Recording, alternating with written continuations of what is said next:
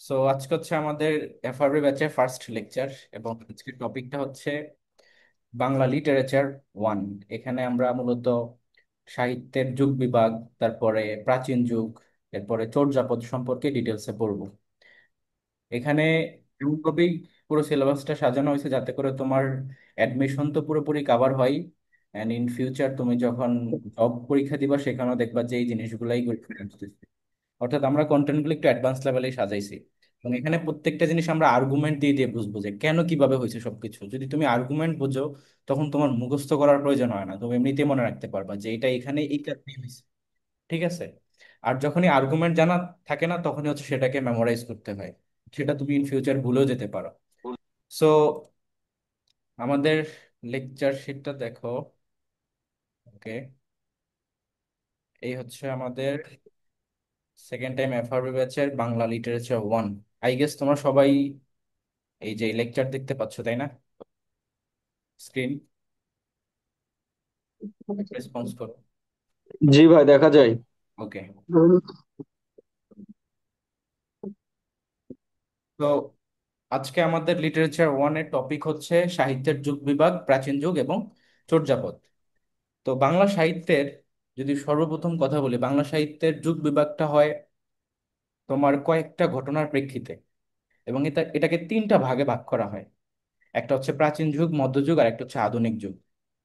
তো তিনটা ভাগে যেহেতু বাংলা সাহিত্য বিভক্ত, as like other literature, English লিটারেচারের ক্ষেত্রে এরকম ডিভিশন আছে, ডিউরেশন আছে। তো বাংলা লিটারেচার যদি তিনটা ভাগে বিভক্ত হয়, তোমরা কাইন্ডলি আমাকে বলো তো তাহলে ঘটনা কয়টা, কয়টা ঘটনার প্রেক্ষিতে এটা হয়েছে? ধরো কোনো কিছুকে তুমি তিনটা ভাগে ভাগ করছো, তাহলে কয়টা ঘটনার প্রেক্ষিতে তুমি তিনটা ভাগে ভাগ করছো, বলো। দুইটা। রাইট, দুইটা ঘটনার কারণে। সো আমাদের দেখো, সাহিত্যের যুগ বিভাগের ভিতরে প্রাচীন যুগ আছে, মধ্যযুগ আছে এবং আধুনিক যুগ আছে। প্রাচীন যুগ থেকে মধ্যযুগ ডিফারেন্সিয়েট করা হয়েছিল কি ঘটনাকে কেন্দ্র করে, কেউ বলতে পারবা? সালটার দিকে খেয়াল করো, তাহলে হয়তো অনেকে হিন্টস পাবা যে এই ঘটনাকে কেন্দ্র করে। এটা তো হচ্ছে প্রাচীন যুগ, তাই না? 650 থেকে 1200। এটার মধ্যে দুইটা মতবাদ আছে। ডক্টর মোহাম্মদ শহীদুল্লাহ বলেছে হচ্ছে তোমার 650 থেকে 1200 সাল পর্যন্ত প্রাচীন যুগের ডিউরেশন, এবং তোমার হচ্ছে আহ যেটা হচ্ছে তোমার সুনীতি কুমার চট্টোপাধ্যায় তিনি বলেছেন আবার 950 থেকে 1200 সাল। তো পরীক্ষায় ম্যাক্সিমাম টাইম অপশনের ভিতরে 650টাই দেওয়া থাকে, তাই তোমরা এটাই মনে রাখবে, এই জন্য আমি এটাই লিখছি। এরপর দেখো 1201 থেকে 1800 পর্যন্ত মধ্যযুগ। তার মানে এখানে একটা ঘটনা ঘটছে, এই যে এই মাঝখানে, প্রাচীন যুগ থেকে মধ্যযুগের মাঝখানে, এই ঘটনাটা কি আমাকে একটু বলো, এনিওয়ান? মানুষের ভাইয়া, সভ্যতার মধ্যে প্রথম পরিবর্তন। বিশ্বযুদ্ধ ছিল না? না, এটা আমি গুড অ্যান্সার হিসেবে নিব না। সভ্যতার একটা চেঞ্জ আসছে বা সাংস্কৃতিক চেঞ্জ। ভাইয়া, উম, বছর নাই যুগ। 1200 পর্যন্ত সময়ের মধ্যে কোনো সাহিত্যকর্ম রচিত হয়নি। ভাইয়া, অন্ধকার যুগ না?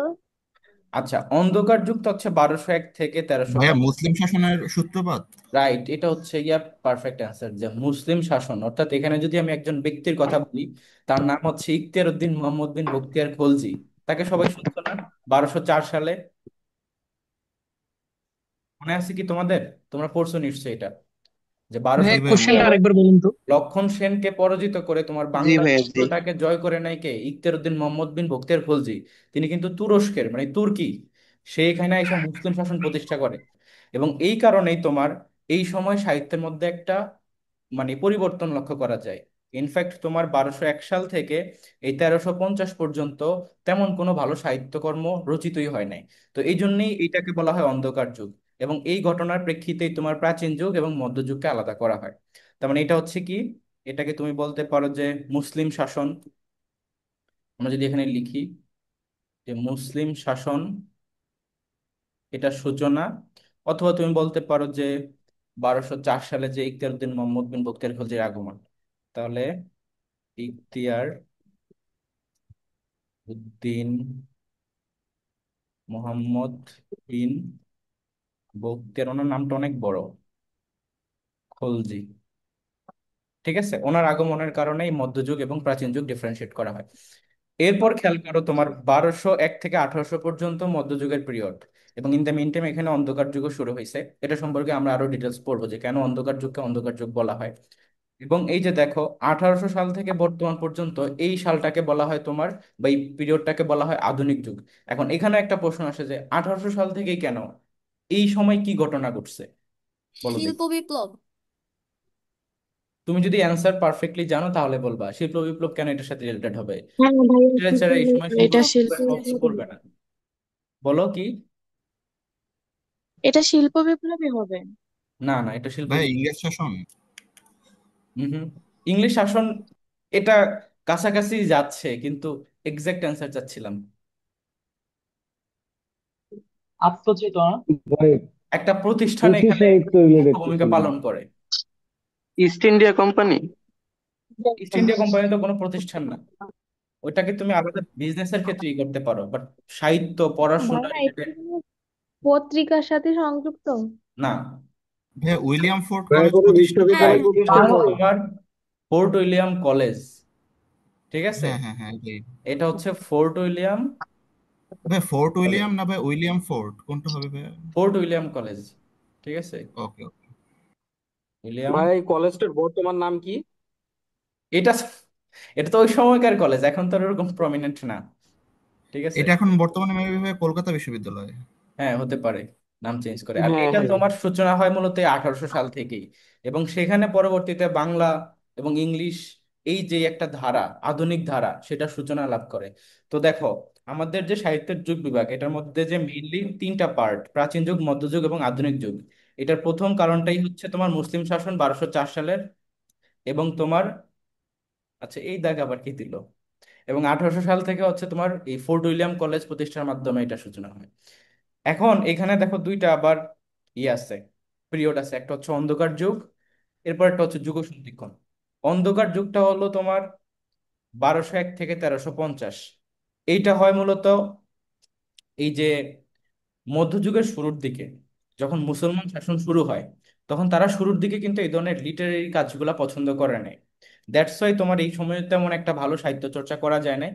আরেকটা কারণ হলো তোমার যারা ওই সময় যে শাসন চলতেছিল তার আগে পূর্ববর্তী, যদি আমি 1204 সালের আগের ঘটনা বলি, তখন ক্ষমতায় ছিল কারা? সেন বংশ। তো সেন বংশ ছিল তোমার হিন্দু ধর্ম সংখ্যাগরিষ্ঠ, এবং তারাও ওই সময় সাহিত্যকর্মটাকে খুব একটা পজিটিভলি নেয় না। দ্যাটস ওয়াই তোমার ওই সময়টাতে অন্ধকার পিরিয়ড, তেমন কোনো ভালো সাহিত্য চর্চা হয় না। এবং আধুনিক যুগের শুরুর দিকে, যেমন দেখো 1760 থেকে 1860, এই সময় মূলত এমন একটা পিরিয়ড আসে যেখানে মানুষজনের মধ্যে একটা ব্যাকডেটেড ধারা এবং একটা হচ্ছে তোমার আপডেটেড ধারা, দুইটার মধ্যে একটা মিশ্রণ লক্ষ্য করা যায়।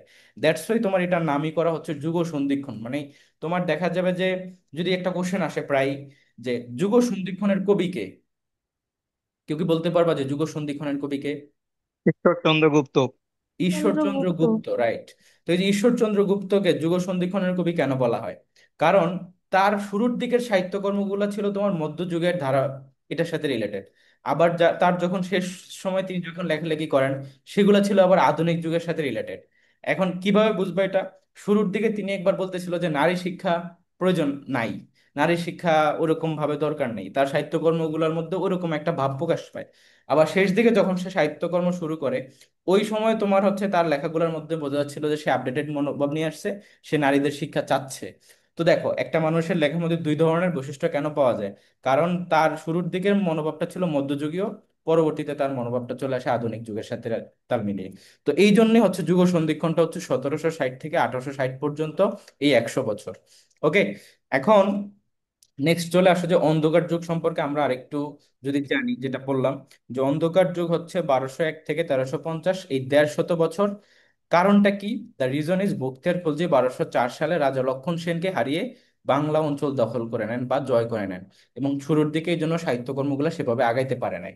আচ্ছা, নেক্সট চলে আসো যে অন্ধকার যুগে কি তার মানে কোনো সাহিত্যকর্ম রচনা করা হয় নাই? হইছে।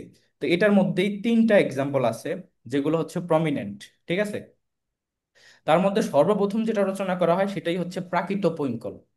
এটা হচ্ছে সর্বপ্রথম, এটাকে আমরা 3 নম্বরে দিচ্ছি কারণ এটা লেস ইম্পর্টেন্ট। বাট এই যে শূন্য পুরাণ এবং শেখ সুবোধয়া, এই দুইটা বেশি ইম্পর্টেন্ট।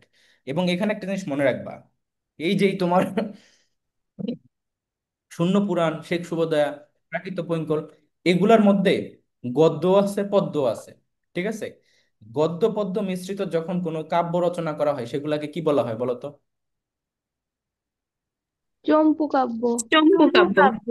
রাইট, গদ্য পদ্য মিশ্রিত কাব্যকে বলা হয় চম্পু কাব্য। এবং জাহাঙ্গীরনগর ইউনিভার্সিটিতে তোমার এই কোশ্চেনটা আসছিল যে নিচের কোনটি চম্পু কাব্য, সেখানে অপশনের মধ্যে এই শূন্য পুরাণটা অপশনে ছিল, এটা উত্তর হয়েছে। তো আমাদের মানে ওই ব্যাচের স্টুডেন্টরা পরীক্ষা দিয়ে এসে বলতেছে ভাই আপনার লেকচার নোটের সাহিত্যের লেকচার নোট থেকে হুবহু কোশ্চেন চলে আসছে, চম্পু কাব্য থেকে চলে আসছে। আরেকটা কোশ্চেন আসছিল মনে পড়ে তোমার ডিরেক্টলি, যে নিচের কোন পদকর্তা বা নিচের কোন কবি পেশায় তাঁতি ছিলেন। এটাও আমাদের ডিরেক্ট ওইখানে নোটের মধ্যে ছিল, আমার নিজস্ব হ্যান্ড নোট দিয়ে তো ওদেরকে পড়াইছিলাম। তো সেখানে ইয়ে ছিল যে ড্যান্ডন পা ছিল হচ্ছে তোমার পেশায় তাঁতি। ঠিক আছে, তো আমরা একটু পরে পড়বো, ওগুলো হচ্ছে চর্যাপদের মধ্যে যে পদকর্তা কে কি ছিলেন, কতটুকু লিখছে না লিখছে সবকিছুই। এখন দেখো অন্ধকার যুগের মধ্যে এই যে তিনটা শেখ শুভোদয়া, শূন্য পুরাণ, প্রাকৃত পৈঙ্গল, এটা হচ্ছে প্রথম লেখা হয়। ঠিক আছে, এরপরে শূন্য পুরাণ, তারপর হচ্ছে শেখ শুভোদয়া। শূন্য পুরাণ কে লিখেন? এটা লিখেন হচ্ছে রামাই পণ্ডিত।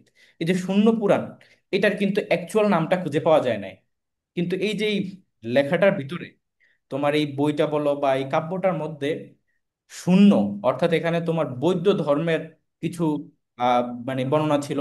তো বৌদ্ধ ধর্ম থেকে এই শূন্য শব্দটা আসছে। মানে শূন্য শব্দটা কিসের সাথে রিলেটেড? বৌদ্ধ। এবং পুরাণ শব্দটা এই যে বইটার মধ্যে হিন্দু ধর্মের কিছু উল্লেখ ছিল, ওইখান থেকে তোমার এই যে পুরাণ শব্দটা আসছে। তার মানে এটা হচ্ছে হিন্দু ধর্ম, আর এটা হচ্ছে বৌদ্ধ ধর্ম। দুইটা ধর্ম থেকে দেখো দুইটা শব্দ নিয়ে এটার নামকরণ করা হয়েছে শূন্য পুরাণ। তারপর চলে আসো যে তোমার আরেকটা বিষয়, যে শূন্য পুরাণের মধ্যে অনেকগুলো কবিতা ছিল, গদ্য ছিল, পদ্য ছিল, যেমন অনেকগুলো কবিতা ছিল। যদি প্রশ্ন করো যে কতগুলো কবিতা ছিল, তো এখানে টোটাল 51টা কবিতা ছিল। এটা মনে রাখবা সবাই, 51টা কবিতা। এবং এটার মধ্যে একটা কবিতার নাম হচ্ছে নিরঞ্জনের উষ্মা। আমি লিখে দিচ্ছি, নিরঞ্জনের উষ্মা। একটু ব্যতিক্রম, তাই নামটা মনে রাখবা, পরীক্ষা আসে নিরঞ্জনের উষ্মা কিসে ছিল। এটা হচ্ছে শূন্য পুরাণের। ভাইয়া একটু সাদা, মানে ব্লু এর জায়গা না লিখে সাদা সাইডের ওই জায়গায় একটু লেখেন, এখানে লেখা বুঝতে পারতেছি না। আচ্ছা, এই যে তোমার এখানে লিখতেও আমার কষ্ট হচ্ছে, ঠিক আছে, তো এটা যেটা যেখানে লেখা যায় সেখানে লিখতেছি। সাদা জায়গায় লিখবো না ওই জায়গায় লিখবো, এটা ডিটেক্ট করা টাফ। এনিওয়ে, আচ্ছা। তারপর দেখো তোমার শেখ শুভোদয়া। শেখ শুভোদয়া হচ্ছে তোমার হুলাউদ মিশ্রর লেখা। ঠিক আছে, তো এই যে হুলাউদ মিশ্র তিনি কে ছিলেন, প্রশ্ন আসতে পারে যে উনি কে ছিলেন। উনি হচ্ছে গিয়ে তোমার লক্ষণ সেনের সভাকবি ছিলেন, এটা মনে রাখবা। লক্ষণ সেনের সভাকবি। ওই সময় কিন্তু প্রত্যেকটা তোমার রাজা বা হচ্ছে বড় বড় যে সকল বাদশাহ বা রাজা ছিল, প্রত্যেকেরই সবাই আলাদা করে তোমার প্রধানমন্ত্রী ছিল, সভাকবি ছিল, এইগুলা। আর ওই জিনিসগুলা ছিল কি নির্ভর? ওই জিনিসগুলো ছিল হচ্ছে ধর্ম নির্ভর এবং তোমার রাজত্ব নির্ভর, যে একজন রাজার গুণকীর্তি সম্পর্কে ওই কবির সবকিছু সাহিত্যগুলা। এখন যেমন সাহিত্যগুলা কিভাবে লেখা হয়, যেমন রেভলিউশন হয়, বিপ্লবী ধারা, বর্ণনা কিছু, বাট ওই সময় কিন্তু একজন রাজা সম্পর্কে বলা হতো, তার নেগেটিভ সাইড কখনো প্রকাশ পাইতো না, তার সব পজিটিভ সাইডে প্রকাশ পাইতো। তো হুলদ মিশর ছিল লক্ষণ সেনের সভাকবি, তিনি এই শেখ শুভোদয়া লিখেন। এরপরে যেটা সেটা হচ্ছে প্রাকৃতপঙ্কল, এটা কিন্তু সর্বপ্রথম লেখা হয়। তো এই দুইটার মধ্যে মনে রাখবা বা এই তিনটেই মনে রাখবা যে এগুলো হচ্ছে চম্পু কাব্য, কারণ এই সাহিত্যগুলোর ভিতরে গদ্য মিশ্রিত এবং পদ্য মিশ্রিত। এবং অনেক সময় তোমাদেরকে ডিরেক্টলি এমসিকিউ দিতে পারে যে গদ্য পদ্য মিশ্রিত কাব্যকে কি কাব্য বলা হয়, তখন উত্তর হবে চম্পু কাব্য। ঠিক আছে, নেক্সট চলে আসো প্রাচীন যুগ। তার মানে আমরা এখানে একটু যদি রিক্যাপ করি এই জায়গাটা, যে বাংলা সাহিত্যের তিনটা পিরিয়ড মেইনলি, প্রাচীন যুগ, মধ্যযুগ, আধুনিক যুগ। এখানে তোমার দুইটা মতান্তর আছে, একটা হচ্ছে 650 থেকে আর একটা 950 থেকে। তো আমরা পরীক্ষার জন্য 650 মনে রাখবো। মধ্যযুগের মধ্যে সূচনাটা ঘটে হচ্ছে বখতিয়ার খলজি বা মুসলিম শাসনের মাধ্যমে। এখানে 1201 থেকে 1800। এইটারই শুরুর দিকের পিরিয়ডে তেমন কোনো ভালো সাহিত্যকর্ম হয় নাই, এই জন্য এটাকে বলা হয় অন্ধকার যুগ, 150 বছর। আধুনিক যুগের সূচনা ঘটে হচ্ছে ফোর্ট উইলিয়াম কলেজ প্রতিষ্ঠার মাধ্যমে, যেটা হচ্ছে তোমার 1800 সাল থেকে বর্তমান পর্যন্ত। এবং এইখানে শুরুর দিকে একটা পিরিয়ড আছে যেটাকে আমরা বলতেছি যুগ সন্ধিক্ষণ। দ্য রিজন ইজ এই সময়ের যে সকল সাহিত্যগুলো ছিল সেগুলোর মধ্যে একটা মধ্যযুগীয় মতবাদ এবং আধুনিক যুগীয় মতবাদের মিশ্রণ ছিল, দ্যাটস ওয়াই। তারপর চলে আসো যে অন্ধকার যুগ কেন হয় সেটার একটা বর্ণনা এখানে। অ্যান্ড নাও হচ্ছে গিয়া অন্ধকার যুগের মধ্যে স্টিল কয়েকটা ভালো ভালো সাহিত্যকর্ম রচনা হয়, যা হচ্ছে শূন্য পুরাণ, শেখ সুবোধ এবং প্রাকৃত পঞ্চম। এগুলাকে কি বলা হয়? চম্পু কাব্য বলা প্রাকৃত হয়। পঞ্চম এটা কে লিখছে ভাইয়া? কোনটা? প্রাকৃত পঙ্কল। প্রাকৃত পৈঙ্কল লিখছে হচ্ছে শ্রীহর্ষ। Sriharsha, অশয়রেফ, that's it. আচ্ছা, সো নেক্সট চলে আসো যে প্রাচীন যুগের মধ্যে। প্রাচীন যুগ কিন্তু ইম্পর্টেন্ট, প্রাচীন যুগ থেকে প্রচুর কোশ্চেন আসে তোমাদের। এই জায়গাগুলো যেমন অন্ধকার যুগ, তারপরে তোমার এখানে যুগ বিভাগ, এগুলো থেকে জাহাঙ্গীরনগরে ডিপলি কোশ্চেন আসে। কারণ জাহাঙ্গীরনগর সবসময় যে কোনো কোশ্চেনের মধ্যেই যেটা ডিপ লেভেল সেখান থেকে কোশ্চেন করে। বাট আদার্স সকল ইউনিভার্সিটিতে তোমার প্রাচীন যুগ অনেক ইম্পর্টেন্ট, যেমন চর্যাপদ থেকে তোমাদেরকে ডিরেক্টলি কোশ্চেন দিবে। তো প্রাচীন যুগের মধ্যে যদি কোশ্চেন আসে, সর্বপ্রথম যেটা স্বাভাবিকভাবে আসে যে প্রাচীন যুগের একমাত্র নিদর্শন কি, তাহলে কি উত্তর হবে বলো? চর্যাপদ। চর্যাপদ। চর্যাপদ। তো এই চর্যাপদের কিন্তু অনেকগুলা নাম আছে। যেমন দেখো, চর্যাপদ এটা একটা নাম, চর্যা গীতিকা এটা একটা নাম, চর্যা গীতি, চর্যা চর্য বিনিশ্চয় এটা একটা নাম, এবং লাস্ট অফ অল হচ্ছে তোমার হাজার বছরের পুরানো বাঙ্গালা ভাষায় বৈদ্য গান ও দোহা। তো আমাকে একটু কাইন্ডলি কেউ দেখে বলতে পারো কিনা, চর্যা চর্য বিনিশ্চয় এই যে এই নামটা, এটার মানেটা কি? এনিওয়ান? যে পারো সে বলবা। চর্যা মানে, হ্যাঁ, চর্যা মানে ভাইয়া যা, এটার মানে মানে হচ্ছে হয় আচরণ যা আচরণিক, করা যায় আর কি। আ- আচ্ছা আপনি বলেন। হয় আচরণিক নয়, নয় আচরণিক নয়, মানে কোনটি আচরণিক কোনটি আচরণিক নয় এমন রাইট। অর্থ এটা প্রকাশ হচ্ছে যে করে। তোমার চর্যা মানে হচ্ছে যেটা আচরণীয়, আর চর্য মানে হচ্ছে যেটা মানে আচরণীয় নয়। এই দুইটাকে নির্ণয় করা, বিনিশ্চয় মানে হচ্ছে তোমার মানে যেটাকে ডিটারমাইন করা আর কি, যে তুমি কোনটা করা উচিত, তুমি কোনটা করা উচিত না, এই ধরনের একটা এখানে এটার মিনিং আসে। আর এখানে মূলত হচ্ছে এগুলা গান বিশেষ, ঠিক আছে, সঙ্গীত বা গীতিকা এই টাইপের। এই জন্যই দেখো এটার নামগুলোর সাথে এই যে গীতিকা, গীতি, বৈদ্য গান ও দোহা এই কথাগুলো উল্লেখ আছে। তো আমরা এখান থেকে কয়েকটা প্রবাদও পড়বো, কারণ 6টা প্রবাদ আছে এটার মধ্যে, খুবই ইন্টারেস্টিং ইন্টারেস্টিং এবং শিখার বিষয় আছে এখান থেকে। তো দেখো, যে চর্যাপদের আবিষ্কার হয় কোথা থেকে, মনে রাখবা চর্যাপদ আবিষ্কার করেন হচ্ছে হরপ্রসাদ শাস্ত্রী। ঠিক আছে, Haraprasad Shastri, very very important, এই নামটা মনে রাখবা। যে চর্যাপদের আবিষ্কার কে করেন, দ্যাট ইজ হরপ্রসাদ শাস্ত্রী। এবং তিনি এটা কত সালে আবিষ্কার করেন? 1907 সালে। লোকেশন কোথায়? নেপালের রাজদরবার বা রয়্যাল লাইব্রেরি থেকে তিনি এটাকে আবিষ্কার করেন। এবং প্রশ্ন আসতে পারে যে হোয়াই নেপাল। আমরা এখানে বাংলা সাহিত্য নিয়ে পড়তেছি, যেটার মানে প্রাচীন বা তোমার নিদর্শন হচ্ছে গিয়া চর্যাপদ। সেই চর্যাপদ আবিষ্কার করা হয়েছে নেপালের রাজদরবার বা রয়্যাল লাইব্রেরি থেকে, যেটা আবিষ্কার করেন হরপ্রসাদ শাস্ত্রী। তো আমার প্রশ্ন হচ্ছে কেন এটাকে এখান থেকে আবিষ্কার করা হলো, কেন সেটা নেপালে ছিল, ওয়াই? যে পারো সে বলবা। ভাইয়া বাংলায় যখন মুসলমান শাসন প্রতিষ্ঠা হয় তার পূর্বে হিন্দু সমাজের পীড়নের আশঙ্কায় দেখা যাচ্ছে বাংলার অনেক বৌদ্ধ যারা ছিল তারা পুঁথি নিয়ে নেপালে, ভুটানে, তিব্বতে পাড়ি দেয়। তো হয়তো ওই দিক দিয়েও হতে পারে। আচ্ছা ঠিক আছে, হ্যাঁ এটা একটা কারণ, রাইট। বাট এখানে নট অনলি যে মুসলমান শাসন তারাই যে এরকম না। এখানে তোমার এই যে লক্ষণ সেনের কথাটা বললাম না, তো লক্ষণ সেনের ওই সময় তোমার হিন্দু ধর্ম ছিল। বা আমরা যদি বলি যে সেন বংশের যখন পিরিয়ডটা, ওই সময় তোমার হিন্দু যে এটা ছিল সেটা ছিল। বা তারও আগে যদি দেখি, বাংলার এই অঞ্চলটা মূলত হিন্দু অধ্যুষিত জায়গায় ছিল। তো এইখানে বৌদ্ধ যারা, তারা ঠিকভাবে ভালো সাহিত্য চর্চা করতে পারতেছিল না, হিন্দুদের কারণেও না, আবার পরবর্তীতে যখন তোমার মুসলমান শাসন শুরু হয় মধ্যযুগের ওই সময়, তখনও ভালোভাবে পারতেছিল না। তো তারা যেটা করে, তারা এখান থেকে মূলত তোমার এই যে নেপালে, তিব্বতে এই অঞ্চলগুলোতে তারা চলে যায়, দুইটা কারণেই। দ্যাটস ওয়াই এই যেই তোমার চর্যাপদ, এইটাকে নেপালের রয়্যাল লাইব্রেরি থেকে খুঁজে পাওয়া যায়, এবং এটা মূলত আবিষ্কার করেন পণ্ডিত হরপ্রসাদ শাস্ত্রী। এই পণ্ডিত হরপ্রসাদ প্রসাদ শাস্ত্রী সম্পর্কে কতটুকু জানো? উনি হচ্ছে ঢাকা বিশ্ববিদ্যালয়ের বাংলা বিভাগের চেয়ারম্যান ছিলেন, বুঝছো? মানে প্রতিষ্ঠাতা চেয়ারম্যান ছিলেন, ঠিক আছে, বিভাগ মানে যেটাকে বলা যায় ফাউন্ডিং চেয়ারম্যান। এরপর দেখো, তোমার হরপ্রসাদ শাস্ত্রীর কিন্তু একটা উপাধি আছে, যেটা হচ্ছে মহামহোপাধ্যায়। এটা বিসিএস এ ডিরেক্টলি আসছে এবং অ্যাডমিশনও মাঝে মধ্যে আসে, যে তোমার হরপ্রসাদ শাস্ত্রীর উপাধি কি? মহামহোপাধ্যায়। এই বানানটাও মনে রাখবা, নামটাও মনে রাখবা। আচ্ছা, চ্যাটে কি লিখছো? ওকে, ডান। তারপর দেখো তোমার প্রকাশ, এই যে এটাকে তো খুঁজে পাওয়া গেছে বা আবিষ্কার করা হয়েছে চর্যাপদকে, তাহলে এটা প্রকাশ হয়েছে কিভাবে? দেখো, হরপ্রসাদ শাস্ত্রীর সম্পাদনায় 1916 সালে, এই যে সালগুলো ইম্পর্টেন্ট, আমরা একটু আগে দেখলাম আবিষ্কার হয়েছে কত সালে, 1907 সালে। 19। লোকেশনটা ইম্পর্টেন্ট, নেপালের রাজদরবার, ডিরেক্টলি এখান থেকে কোশ্চেন আসবে। এবং প্রকাশ হয় মূলত 1916 সালে, এবং এইটা প্রকাশ করা হয় কলকাতার বঙ্গীয় সাহিত্য পরিষদ থেকে। এবং সেখানে একই সাথে চর্যাপদ, যেটার নাম ছিল চর্যাচর্য বিনিশ্চয়, এবং আলাদা আরো কয়েকটা বই ছিল, যেমন তোমার ডাকার নব, সরহপাদের দোহা, কৃষ্ণপাদের দোহা। এইগুলাকে সম্মিলিতভাবে একটা বই আকারে প্রকাশ করা হয়, বা একটা তোমার আহ কি বলে পুস্তক আকারে প্রকাশ করা হয়, যেটা হচ্ছে 1000 বছরের পুরাণ বাঙ্গালা ভাষায় বৈদ্য গান ও দোহা নামে।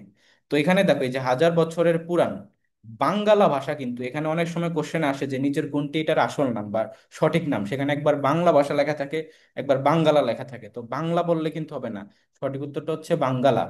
তো এই যেই এটার ভিতরে কি কি বই ছিল, তোমার 4টা বই ছিল: চর্যাচর্য বিনিশ্চয়, টাকার নব, সরহপাদের দোহা এবং কৃষ্ণপাদের দোহা। প্রত্যেকটা সম্মিলনে তোমার হচ্ছে 1000 বছরের পুরাণ বাংলা ভাষার পদ্য গান ও দোহা, এই পুস্তকটা তোমার বের করা হয়। কোথা থেকে? বঙ্গীয় সাহিত্য পরিষদ থেকে। কার সম্পাদনায়? হরপ্রসাদ শাস্ত্রীর সম্পাদনায়। কত সালে? 1916 সালে। সবগুলো ইনফরমেশনই মনে রাখতে হবে। তারপর আসো, তোমার চর্যাপদের ছন্দ, বা এটা কোন আমলে লেখা হয় এটা নিয়ে প্রশ্ন থাকে। তো চর্যাপদের যে ছন্দগুলো সেগুলো হচ্ছে মাত্রাবৃত্ত ছন্দ।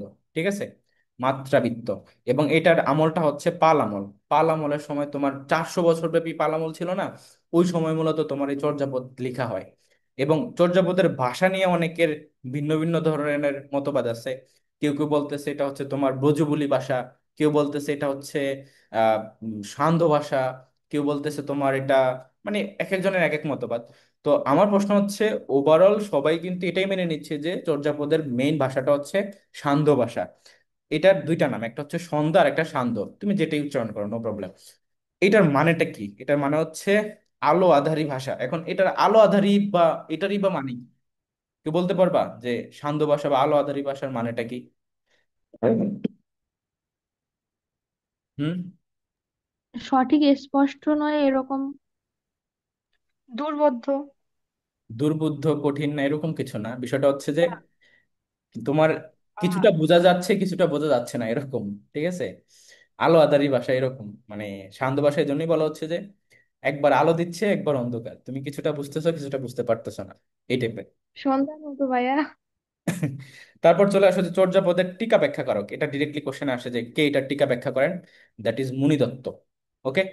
তারপর দেখো তিব্বতী অনুবাদ। এই চর্যাপদের তিব্বতী অনুবাদ করেন হচ্ছে কীর্তিচন্দ্র, এবং এটা আবিষ্কার করেন মূলত প্রবোধচন্দ্র বাগচি। ঠিক আছে। তো এর মধ্যে সবচেয়ে বেশি ইম্পর্ট্যান্ট হচ্ছে মণিদত্তের ইনফরমেশনটা, আর এটাও তোমরা মনে রাখবা, বাট নট দ্যাট ইম্পর্ট্যান্ট। চলে আসো তোমার চর্যাপদের পদকর্তা বা পা কতজন। পা মানে পদকর্তা, যারা লিখছে, কবি। তো এটার মধ্যে দুইটা মতবাদ আছে, একটা হচ্ছে 24 আর একটা 23। সুকুমার সেন বলছে হচ্ছে 24 জন, ডক্টর মোহাম্মদ শহীদুল্লাহ বলছেন হচ্ছে 23 জন। তোমরা হচ্ছে 24টা 23টা দুইটাই মনে রাখবা। এটা অপশন বেদে তোমাকে জাজ করতে হবে। তুমি যদি দেখো 23, 25, 22 এরকম, তখন তুমি 23 দিবা। আবার যদি দেখো 23, 24 দুইটাই আছে, তখন কিন্তু তোমাকে 24-এ দিতে হবে। আর যদি স্পেসিফিক করে দেয় যে সুকুমার সেনের মতে কতগুলা বা ডক্টর মোহাম্মদ শহীদুল্লাহর মতে কতগুলা, তখন তুমি যেটা উত্তর সেটা দিবা। তো ভাই এখানে একটা এটা নিয়ে কথা কোনো ডাউট বলবো? রাখার কিছু নাই। হ্যাঁ, কি? ভাই এইটা কি আসলে কি কোনোভাবে হিন্দু মুসলিম দ্বন্দ্বের ক্ষেত্রে মানে দুইজনের সব জায়গায়ই দ্বিমত?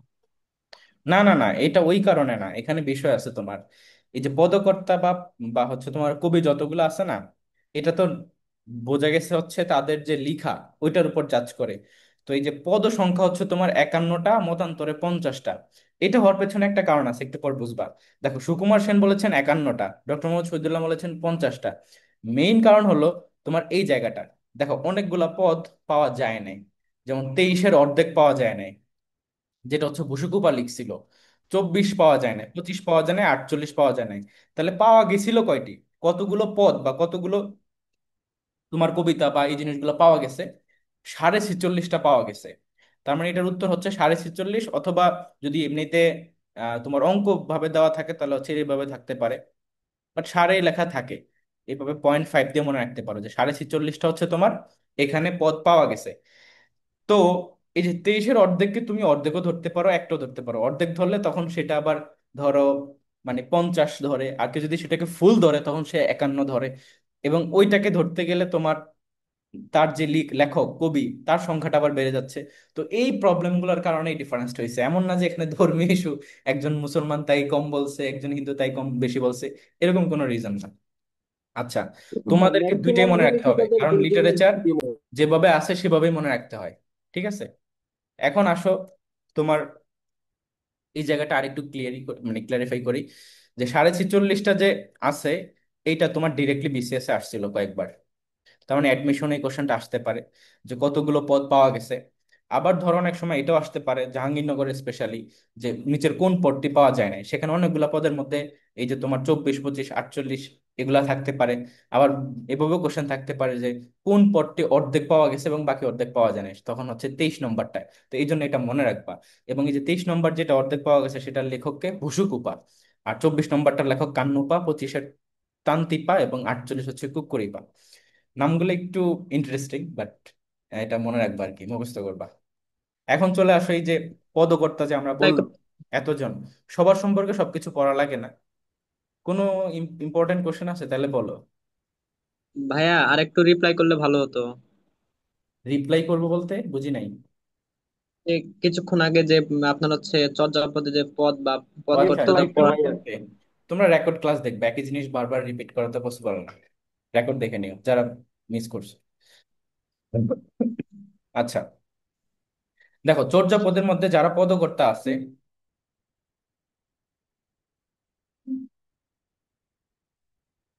হ্যালো,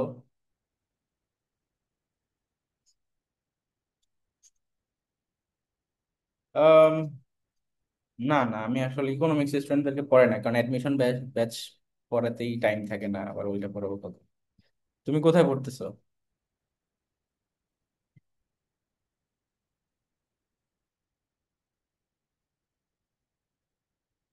হ্যাঁ, বুঝতে পারছো। তুমি তুমি তুমি হচ্ছে ইকোনমিক্স বুঝতে হলে তুমি হচ্ছে ই করো, ওই যে ইউটিউবে বিভিন্ন ভিডিও দেখো, তাহলে বুঝতে পারবে। তোমার কি সায়েন্সে ছিল? আর আর্টসে ছিল?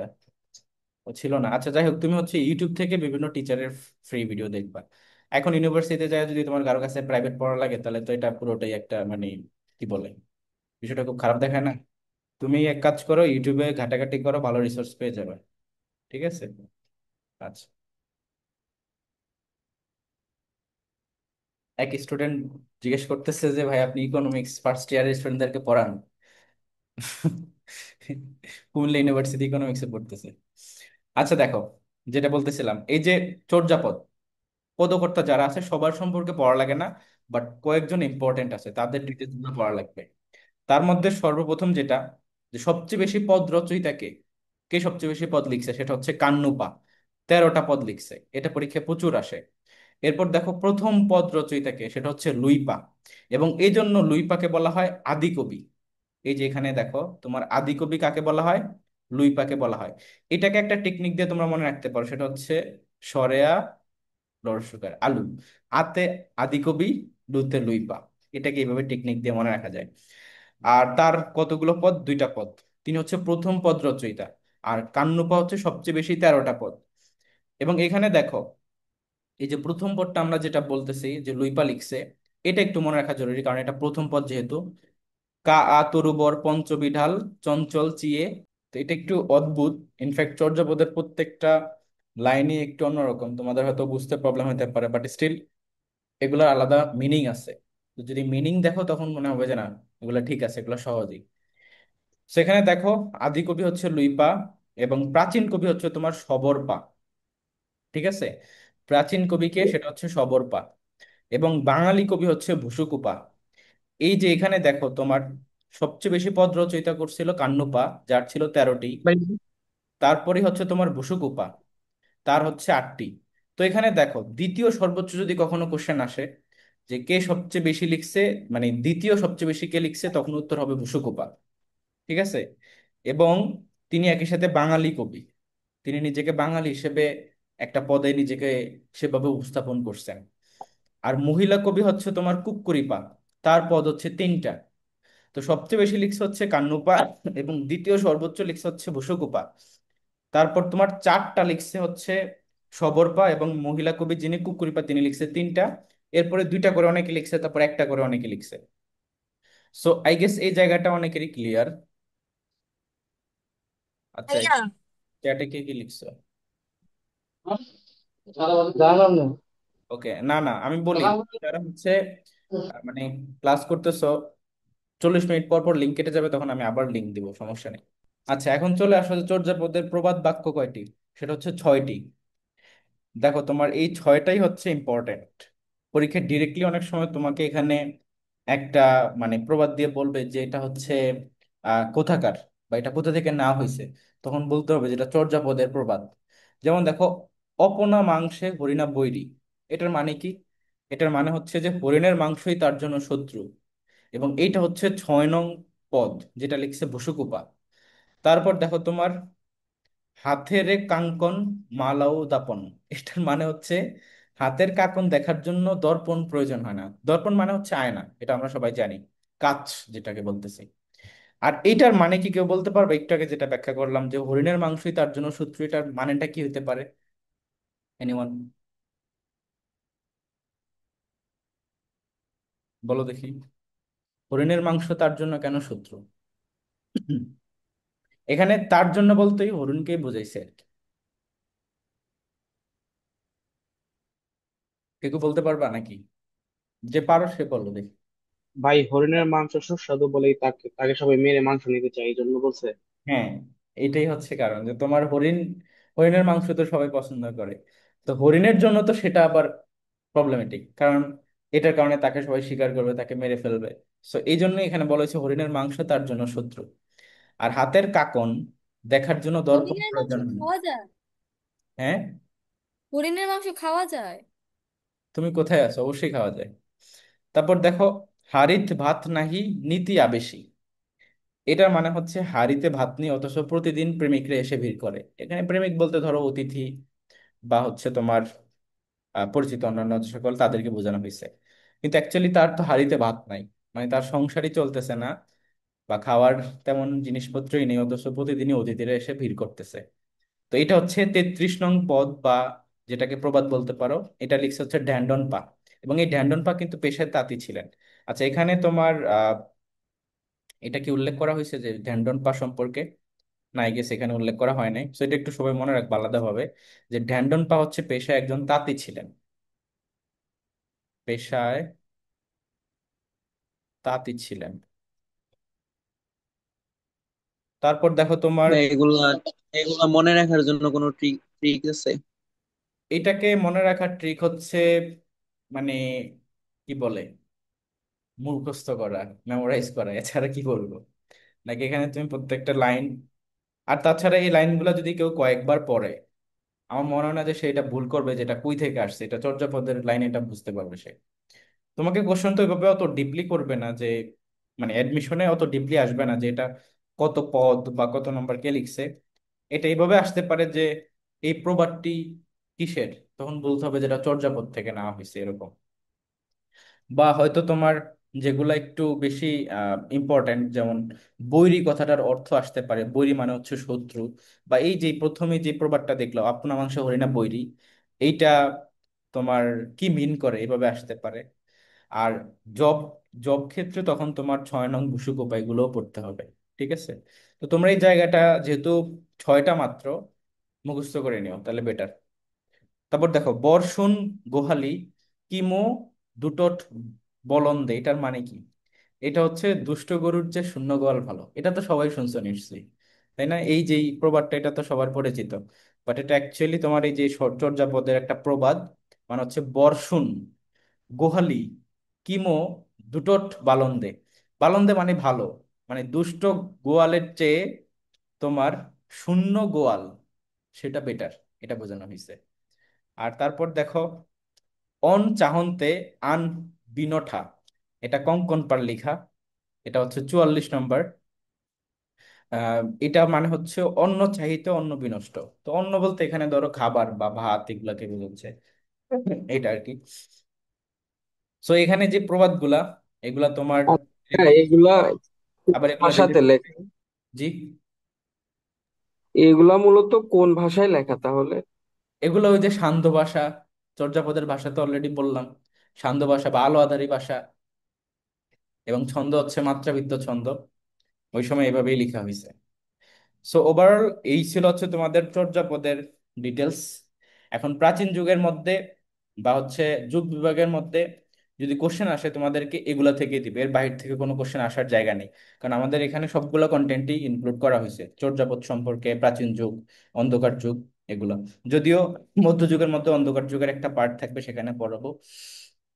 এবং নেক্সট ক্লাসে, নেক্সট বলতে আমাদের নেক্সট ক্লাস তো হবে হচ্ছে ইংলিশের উপরে, বাট বাংলার যেটা নেক্সট ক্লাস, সেই ক্লাসে হচ্ছে আমরা মধ্যযুগের ডিটেলসটা আরো পড়বো।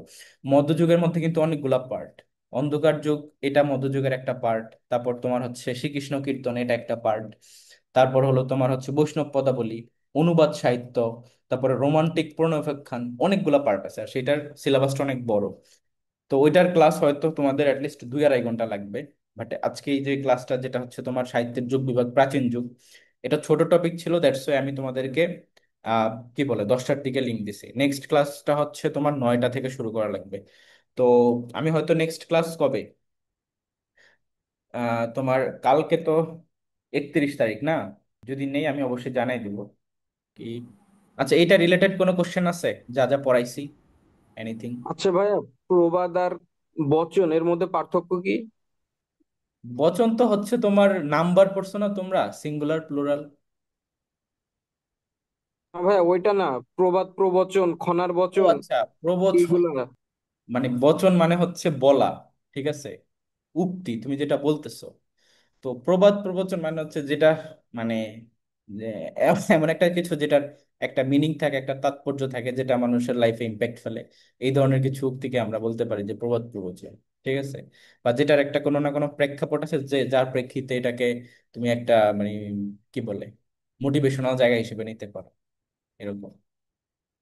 বচন কথাটা ভাইয়া হচ্ছে বলা। তো তুমি যে কথা বলতেছো সেটা যদি ওরকম ভাবে সিগনিফিকেন্ট হয়, তখনই ধরো, বা একটা প্রেক্ষাপট থাকে, তখন সেটাকে তুমি প্রবাদ প্রবচনের মধ্যে ফেলতে পারো, এরকম। ভাইয়া, হ্যাঁ, প্রবাদ প্রবচন আর বাগধারা কি সিমিলার নাকি দুইটা আলাদা? না, প্রবাদ প্রবচন হচ্ছে তোমার একটা, তোমার সেখানে ই থাকবে, মানে একটা মেসেজ থাকবে। কিন্তু বাগধারার মধ্যে তো কোনো মেসেজ নাই। বাগধারা হচ্ছে তুমি এইটাকে এই প্রেক্ষিতে ইউজ করতেছো, ঠিক আছে। যেমন ধরো, বাগধারা হতে পারে, সাপোজ কই মাছের প্রাণ, মানে হচ্ছে যেটা সহজে মরে না, এটার মধ্যে কোনো শেখার জিনিস আছে। কিন্তু প্রবাদ হচ্ছে কি, এমন একটা কিছু যেটা দিয়ে তুমি একটা কিছু শেখাতে হবে, একটা মেসেজ থাকবে, এরকম। আর নেক্সট ক্লাস হবে তোমাদের ইংলিশের উপরে, ইংলিশ লিটারেচার 1। এবং ওইখানকার টপিক হচ্ছে মানে লিটারি টার্মস, বিভিন্ন পিরিয়ড, এবং হচ্ছে তোমার ওই জিনিসগুলা পড়তে হবে। কেন? কেননা তুমি যদি ইংলিশ ফার্স্ট পেপারও পড়তে যাও, অ্যাডমিশনে তো ওগুলা থেকে ডিরেক্ট এমসিকিউ থাকেই, বাট যারা যে অনেকেই এখন থেকে একটু একটু করে ফার্স্ট পেপারটা পড়বা, তারা যদি লিটারি ডিভাইস সম্পর্কে না জানো, তুমি ফার্স্ট পেপার বুঝবা না, ঠিক আছে। তো এই ক্লাসটা, লিটারেচারের ক্লাসগুলো এই জন্য আগে রাখছি, যাতে করে তোমরা এইটাকে ইউজ করে ফার্স্ট পেপারটা ভালো করে পড়তে পারো। এটা কমপ্লিট হয়ে গেলে তোমাদের ফার্স্ট পেপার অনেক ইজি লাগবে। পেপার বইয়ের যে লেখক পরিচিতি গুলো আছে ওইগুলো কিভাবে পড়বো? লেখক পরিচিতি, তোমার ধরো ইংলিশ ফার্স্ট কোন পেপার কোন প্রত্যেকটা পয়েন্টসের জন্য ওইখানে তো তোমরা যে বই আছে না, প্যানিসিয়া বা টেক্সট ট্যাক্স, তুমি যেটা ফলো করো, বইতে ডিটেলস আছে তো ওনাদের জন্ম কোথায়, উনি কি ধরনের রাইটার ছিলেন, বা হচ্ছে তোমার ওনার নিকনেম কি, বা হচ্ছে তোমার আহ এগুলোই আর কি, ওনার নাম কি, ওনার হোম টাউন কোথায়, বা হচ্ছে হোম টাউন না, কান্ট্রি কোনটা। অনেকে আছে ইংল্যান্ডের, অনেকে আছে আমেরিকান, অনেকে আছে তোমার স্কট স্কটিশ, এরকম। তো এই জিনিসগুলো একটু মনে রাখবা। আর হচ্ছে তোমার ওনাদের কোনো নিকনেম বা অন্যান্য কোনো প্রমিনেন্ট রাইটিং আছে কিনা, এই জিনিসগুলো একটু দেখবে। যেমন ধরো শেক্সপিয়ারের একটা থাকতে পারে, বা উইলিয়াম ওরসদের থাকতে পারে, বা হচ্ছে বেকেনের থাকতে পারে। কিন্তু ওনাদের সম্পর্কে তো আরো কিছু পড়া লাগবে, ওইটা পড়লেই তো হবে না। যেমন বাংলা কবি পরিচিতি যেভাবে পড়ো না, একজন কবির অন্যান্য ইম্পর্টেন্ট সাহিত্যগুলা, তার জন্ম কোথায়, তারপরে তার পুরো নামটা, এটা আর কি, এরকম।